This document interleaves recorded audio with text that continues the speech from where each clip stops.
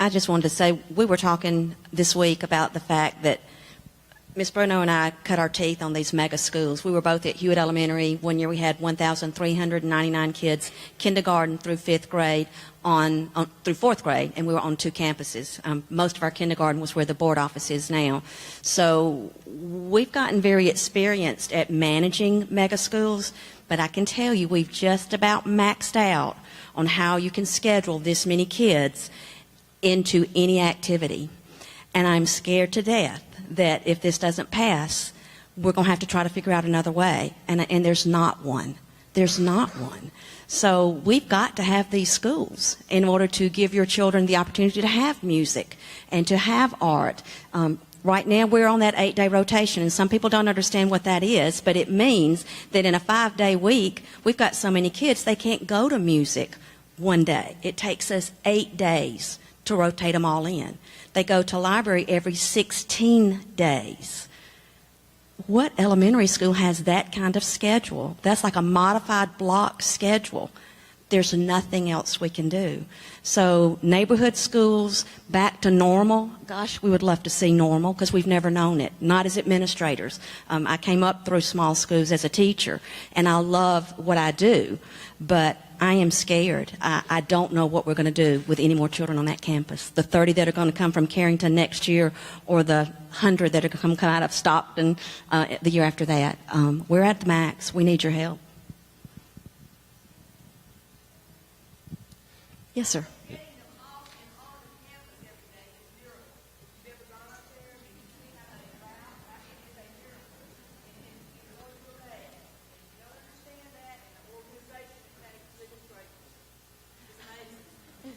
Says a former school principal. Thank you. My question relates to what Mrs. Schmidt was just talking about. And I asked this, I'm almost afraid to hear the answer, but it's a rhetorical question, somewhat for the audience members as well as a question for you. But what is Plan B? If this fails, where do we go from here? I don't have a Plan B. I don't see any other way that we can survive. This is for the children. This is for the grandchildren. There is not a Plan B that I can see. There is not a Plan B that the committee came up with at all. There is not a Plan B for funding. And there's been no Plan B discussed because there hasn't been one. So we're frightened that we might have to think about that a little more, but we're hopeful and hoping and working as hard as we can to get the word out to say we need your help. It's not a pie in the sky dream. It's something we really need, and we needed it yesterday. And a week from tonight, we'll know. And we're all losing sleep, and we're all saying prayers, and we're all just so hopeful that everybody will get out and help us and help the children and help this come to fruition. There is no Plan B.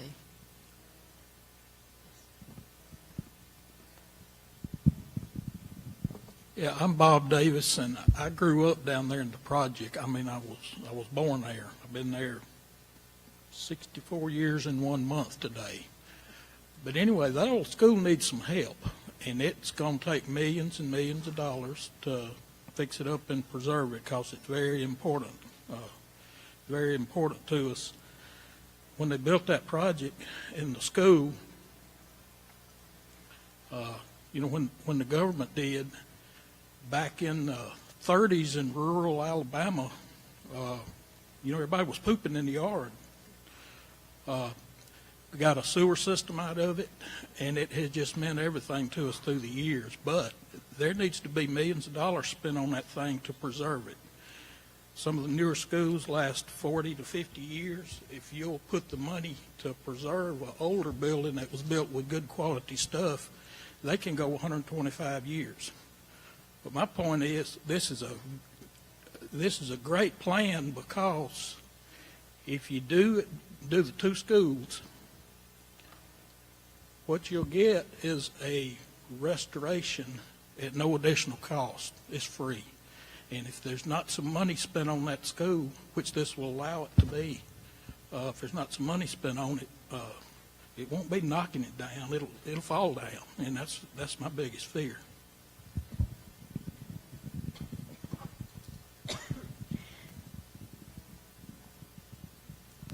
The CFO's talking again. Your question, what are we going to do? There is no plan B discussed, but the reality is that if this fails, then we will educate our children. We will probably have to add portables. We'll just have to squeeze in. We'll have to modify our schedules. I mean, we will have education in schools in Trussville, but it will not be what we think is what we aspire to be. So, I mean, I don't want to say that, I just don't want to, they just think we're just saying that, well, there's nothing, education will stop. It will continue, but we'll just have to add portables, and then that, of course, will create traffic. We'll cope, till we figure out something better, but we can't build more facilities. More portables, more traffic, less library, less music. Yes, and so we're looking to truly deliver quality education.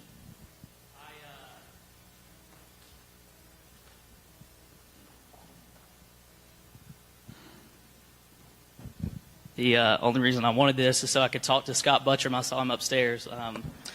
I wrote an article for the Trussville Tribune. I wrote a letter to the editor, but I thought I would say it rather than send it. So, and I think this goes along with what Ms. Schmidt said and what John Patterson said. I think what we're talking about here tonight is the debate is about timing. It's not about necessity. And we can sit around all day and kick the can and say, let's wait another year, let's wait 2 years, let's wait whatever. But like Ms. Bruno said, the only place to go is out under the oak tree. My wife and I bought a house here in Trussville. We were educated in Ms. Schmidt's school. And we need this. Our kids need this. Here's the deal. I have charter cable. Charter cable went up $7 a month on my account. That's less money that I'm going to pay to the property taxes, the property tax increase. And so I understand concerns about budgeting. I spent more on my wife for a Valentine's dinner than I will the entire year for this property tax increase. My question for you is not, can we afford it? It's, can we afford not to? This issue is about timing. And I believe in Mr. Garrett's growth rates, and I believe, I'm not an expert. I'm not in Payne Primary School. I don't know what that looks like, but my sister is, and she's dying. We've got to do this.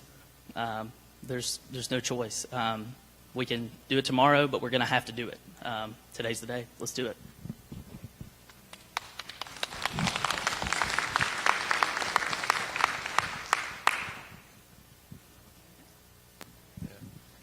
So I'm not really convinced. I'll just be honest. I'm not convinced that the community schools is going to increase the quality of education that much that I'm willing to pay 7 mills when we could have a more economically feasible plan. So my question is, have we not looked at doing one additional school, maybe moving 2 grades, 4th and 5th grade, away from the Payne school, putting it at an additional location, and if we already have the Cahaba land available, the school available, I realize that needs renovation, probably needs some expansion. Why is that not being considered a plan? Because if we just move 2 grades, and I've done growth studies as well, I've done population, projections and everything like that. I don't understand why we're having to build 2 new schools. I understand that it's a nice concept and that, that may reduce the school size. I understand there's studies out there. But I really don't think that's economically feasible for the long term. And I would rather us do, just throwing this number out, a 3 mil tax increase for 1 school, and then be able to put more money towards teachers, retaining good teachers, and that kind of stuff, rather than operational costs for 2 schools. So has there not been a plan discussed for just 1 school to accommodate, for maybe 2 grades? Absolutely. Yes, absolutely. So Tirelessly, ad nauseum. So then why are we not even discussing that? You said there's no plan B, so why are we not discussing that as a plan B? We discussed it in the committees, yes. Yeah, there was a steering committee put together 100 years ago, seems like, a year and a half ago, that brought in people from all over the community, and it was open to the public, and many people came and listened to what the people said, and the people, which included educators and non-educators and citizens, came together and they said, based on all the things that we see and we hear, this is the best plan. But yes, every one of those was, look, from building one school that would accommodate 800 to one school to fix the problem temporarily, to two schools, to community schools, traffic was considered. All kinds of information came in from all the citizens, from all the communities, and they showed up in good numbers to express their ideas. So yeah, this has been discussed for a year and a half.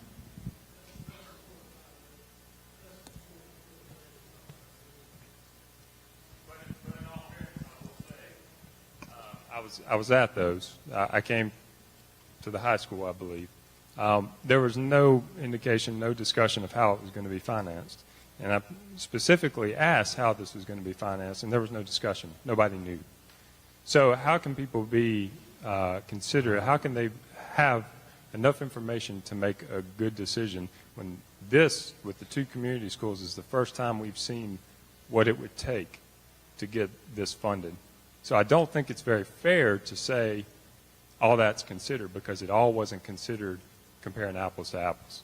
So I think maybe if there was another comparison done, you could get more people on your side about increasing property mills if you had an apples to apples comparison, because at that time there was not. Okay, the fourth, fifth configuration, let's go there for just a minute. That was discussed at length.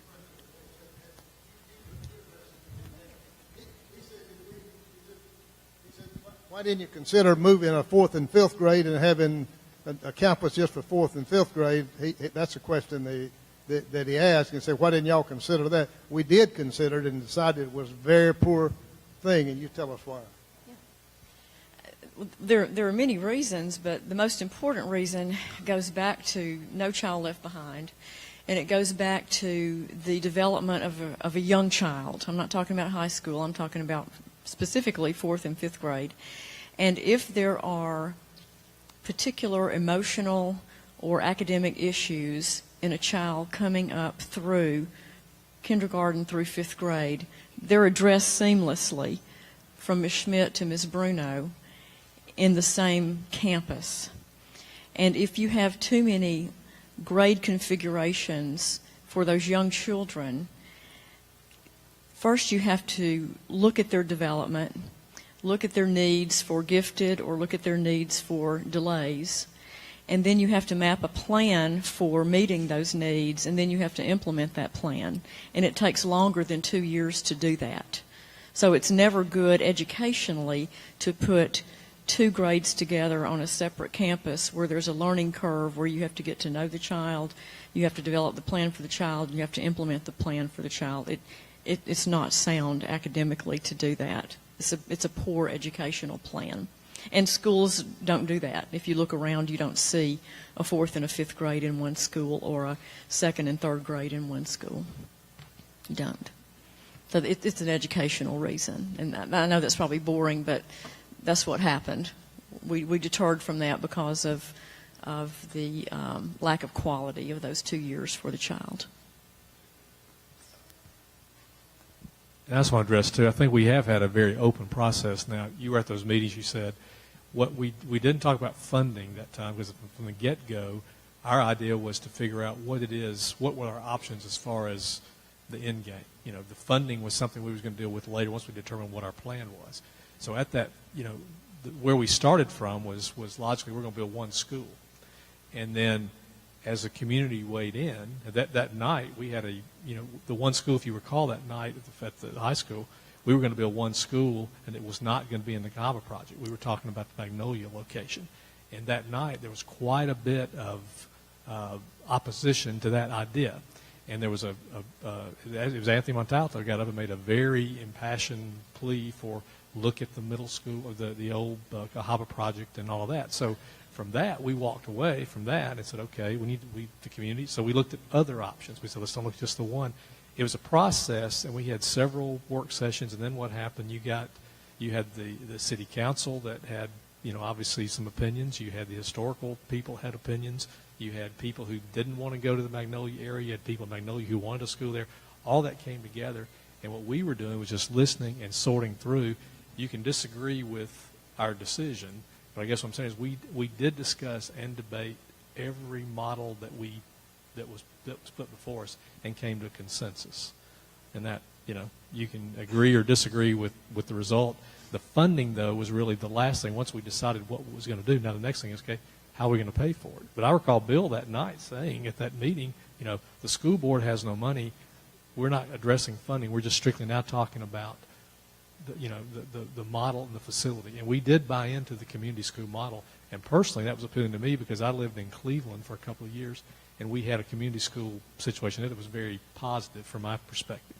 But it was a process, and again, a consensus. And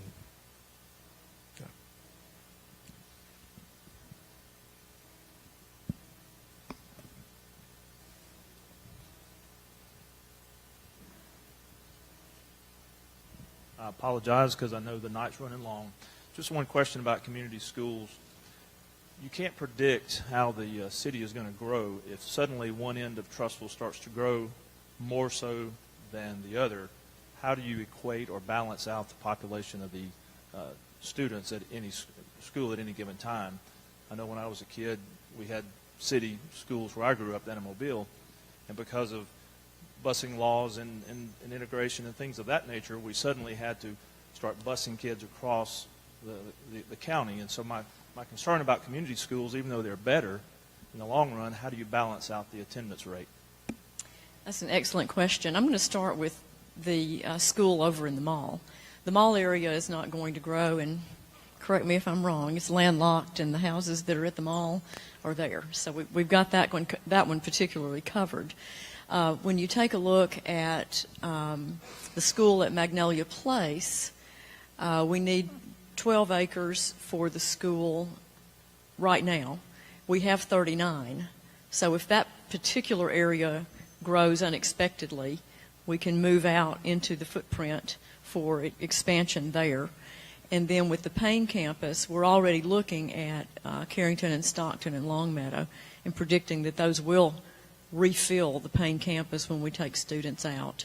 And in planning for that growth, the answer is we would leave the historic high school renovated into a K-5 as is, and know that the mall area won't grow, and then expand as needed in the other two schools according to growth. Is that good? Something we haven't really discussed is the future growth. Right now, there are 300 lots in Carrington Lakes. And the new investors that own those lots, these are already developed. The streets are in. They are looking for builders right now. So I expect this year we'll have some new builders in Carrington. And that's 300 lots. We're at a critical point. We really are. We must do something because we are at a point where we're going to get growth that is expected and that we're not prepared for. I guess the only other aside, when we started the Trussville school systems, a letter was sent out to all the residents, and there was a proposal that indicated that we were very solvent, our reserves were very deep, and I don't have a copy of the letter. I don't know if anybody still has that letter, but there was a commitment that I think went 20 years. But I'm not 100% sure, but there was a letter that was signed by all the school board members at the time, and it projected down the road a number of years before we would need any kind of financial upgrade, so to speak. Does anybody recall that besides me? And anyone know what happened to that projection?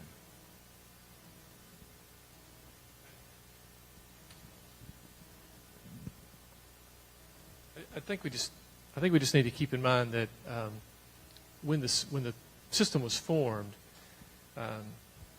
we made our city, and the committee formed at that time made a significant effort to try to fund it as well as it could possibly be funded. In fact, as a parent that had children that were entering the system, I was quite frustrated at the time that we weren't moving as quickly as we should. Maybe some of the rest of you in the room felt similarly at that time. In hindsight, the wisdom that we used to build a reserve and do the things that we did before we opened and left Jefferson County, I think, have proven to be exceedingly wise. We don't have enormously large reserves in Trussville, but we do have healthy reserves in comparison to many other systems in our state that suffer right now because they aren't supported by a city that has helped us be as well funded as we are.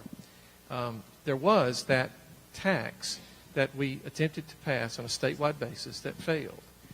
Had that tax passed, I don't know that we'd be here tonight. So I think you have to take that into consideration when you think about any promises made or any commitments made at that time. Our city did an excellent job. If you look at what Gardendale is doing, or any of the other cities in the area that are considering forming their own system, what we did 10 years ago, it was amazing in terms of creating the very best foundation for our system that we possibly could. But it didn't anticipate our growth up to the point, without this tax increase, that the statewide level failed. Since that tax didn't pass, it didn't anticipate our needs up to this point. I don't think it's possible tonight for any of us in this room to look back on a commitment and say, well, you should stand by your commitment. Because if that's the only way in which we measure this vote next Tuesday, we will put our children at risk. We'll also put our city at risk because of property values and other things. But we will most certainly put our children at risk. Close analysis, I think, will show that our city and our school boards, both the present board and the previous boards, have been as fiscally conservative as possible. We operate at a much lower cost basis per student than most other systems that we aspire to be like. Tonight is really about, do we agree that we need to have better facilities and expanding facilities for our children, particularly at the elementary level, because we are so desperately overcrowded? If the answer to that is yes, then all we're asking you to do is allow us to vote in the highest millage we possibly can without asking the whole state to weigh in on what should happen in Trussville, because all of us know if we do that, it will fail. It will pass in Trussville, but it will fail everywhere else in the state. By increasing the millage to the maximum possible, this additional 7 mills, we can do what we need to do, and as Danny and many others have pointed out tonight, we can put ourselves in the very best possible position for the longest period possible. Now, tonight, no commitments are being made, 10 years, 20 years, or whatever, because, as is pointed out, if those 300 lots in Carrington fill up quickly, or if Stockton builds out in a similar manner, we may have another issue on our hands sooner than later. It is about being purposeful as we go through the growth of our city, and I think that's what we're doing tonight.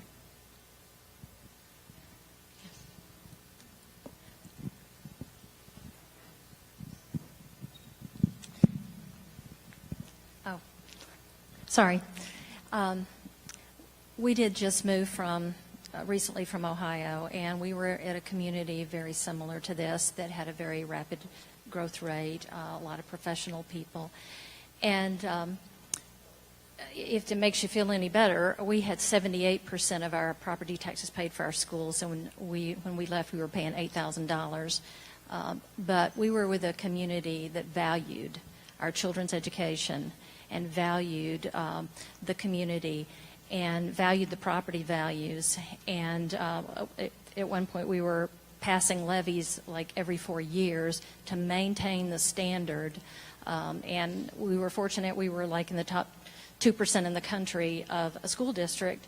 And, you talk about equality of education, and kids that are being educated in a trailer, I don't feel like are getting the same quality of education as they would if they were in a classroom. And we did a lot of studies, and I was on the school board there. And when you talk to the teachers, and I don't know if they have restrooms in them, the ones that we had didn't, that we got rid of. The psyche of the child sitting there knowing they've got to go all the way in, taking the teachers and the assistants, they have to walk with them. They can't let those children walk out by themselves. The logistics of getting them to any activity, you lose so much time and so much effort, and those kids are not getting the same thing. And plus the psyche of the weather when they're sitting out there in those is very disruptive to the child, and it's not giving them the same kind of education if they were in a classroom where they knew where the bathroom was, they knew where they were safe, and they didn't have they didn't have to interrupt everything every time they had something personal they had to do. So anyway, I just, no matter where my husband and I go, and actually if we had younger children, we wouldn't have moved here with a condition in that particular school. But we did feel really good about the community. We will always, no matter where we are, people supported ours when our son was in school, and we will continue to support any community that we were in. Thank you. Thank you. I do want to commend Ms. Schmidt and Ms. Bruno for making it work against all odds.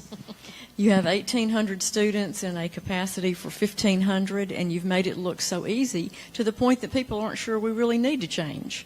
But you all have done a marvelous job with what you have had to work with, and I commend you for all that you've done. And this is for the children who are the youngest ones in our school system who don't really have a voice. So this committee has come together to be the voice of the 6-year-olds, the 5-year-olds, and all those through 5th grade. And we're asking for your help to solve a problem that we've tried to explain tonight.